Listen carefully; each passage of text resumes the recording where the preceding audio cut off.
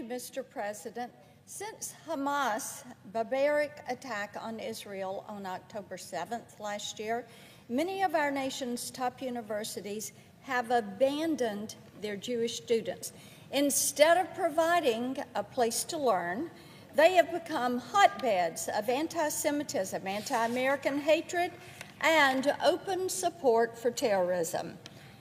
Here are some examples. At Princeton, students have waved the flag of terror groups like Hezbollah. UCLA, activists set up barricades across campus and blocked Jewish students from attending class. George Washington University, a pro-Hamas demonstrator walked around campus with a sign calling for a final solution against the Jewish people. Columbia University, students chanted, "We are Hamas," and "Long live Hamas." In recent weeks, pro-Hamas activists at Barnard College occupied an academic building, allegedly assaulted a school employee, and handed out flyers produced by the Hamas media office. These flyers glorified Operation Al-Aqsa Flood.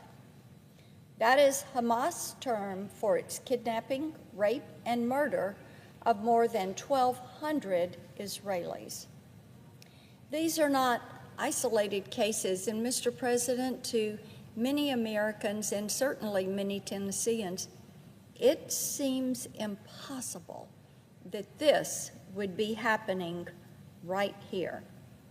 But according to Hillel International, there were more than 1,800 anti-Semitic incidences on college campuses during the 23-24 school year. Think about that, 1,800 anti-Semitic incidences.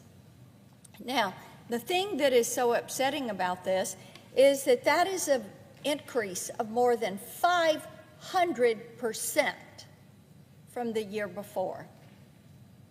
This shows you the organization and the intensity of these events.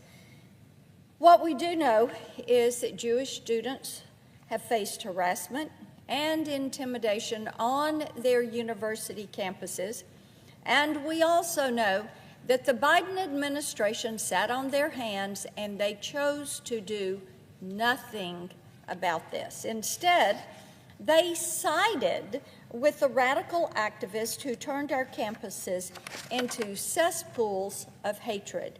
Now, with President Trump back in the Oval Office, pro-Hamas students and the colleges that enable them are being put on notice. Recently, Secretary of State Rubio vowed to revoke visas and green cards for any foreign students who support terror groups like Hamas and Hezbollah. This is something that I have called for and supported, which is why I am so pleased to see this administration, the Trump administration, actually taking action. Now, what we do know is that ICE arrested a former Columbia University student who is from Syria, that is Mahmoud Khalil, and this was a ringleader for Columbia's anti-Israel encampment. As I said, a former student. At these demonstrations, pro-Hamas activists spat on Jewish students. They chanted, "F the Jews," and they held signs next to Jewish students claiming that they would be Hamas's next target. Think about this. If you're a 19-year-old Jewish college student and you are there on Columbia's campus and you have a protester holding a sign against your head saying you should be the next targets. In many ways, Khalil was the perfect leader for this anti-Semitic pro-terror movement. What we know is this: before he enrolled at Columbia University, he allegedly served as a political affairs officer for UNRWA.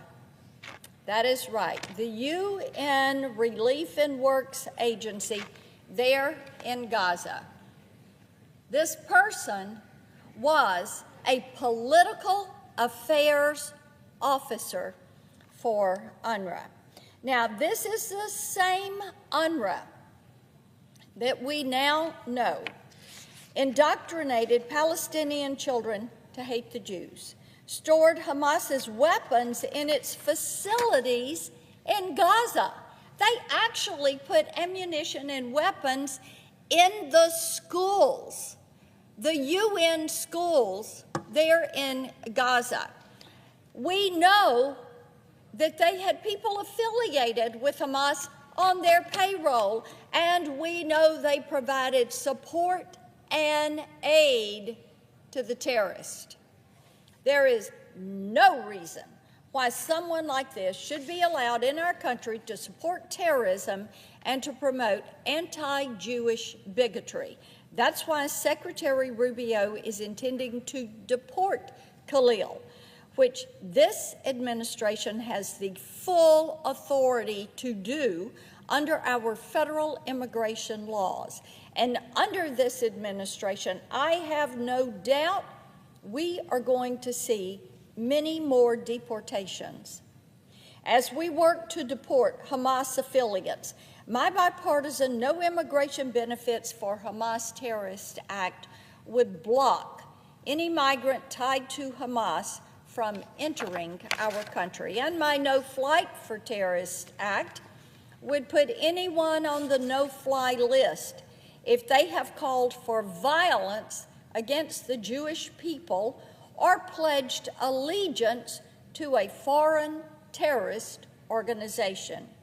At the same time, President Trump is vowing to pull federal funding from schools that fail to protect Jewish students from discrimination. Just on Friday, his administration canceled $400 million in grants and contracts with Columbia University. That is a good start to accountability. Right after October 7th, I joined Senator Tim Scott in introducing the Stop Anti-Semitism on College Campuses Act. This legislation would rescind federal funding for any university in this country that authorizes, funds, or facilitates events that promote violent anti-Semitism. With such widespread failure from our nation's colleges and universities to protect Jewish students, there are billions of dollars on the line.